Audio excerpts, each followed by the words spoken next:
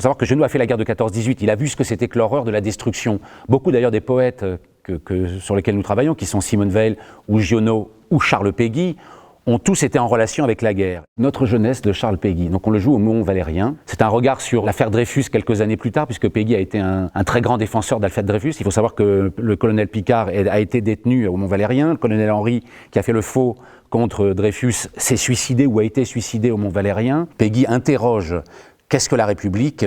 Qui a créé la République? D'où sortent les grands écrivains de la République? Qu'est-ce que la terre, cette profonde et cette grande terre de la République? Je dirais ces quelques phrases de Péguy qui, à mon avis, sont importantes. La seule force de la République, c'est que la République est plus ou moins aimée. La seule force, la seule valeur, la seule dignité de tout, c'est d'être aimé. Que tant d'hommes étant souffert, étant vécu pour la République, qu'ils étant cru en elle, qu'ils soient en mort pour elle, que pour elle ils aient supporté tant d'épreuves souvent extrêmes, voilà ce qui m'intéresse. Voilà ce qui existe. Le plaidoyer pour une civilisation nouvelle, c'est le texte de Simone Weil, autour de 2 ou 3 œuvres de Simone Weil, La condition ouvrière, L'enracinement et d'autres textes.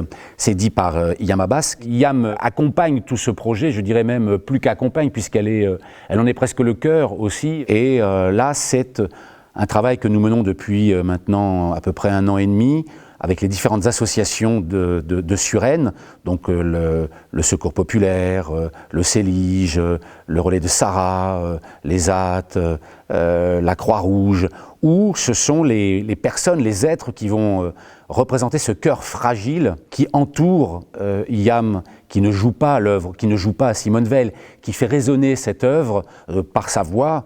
Et dans Regain, il y a cette destruction d'un pays où plus rien ne pousse et il y a une vie qui se remet en place, qui renaît, il y a une renaissance. Et ce sont plus des jeunes qui vont s'accaparer, des jeunes de Suresnes qui vont dire cette parole de Jean Giono.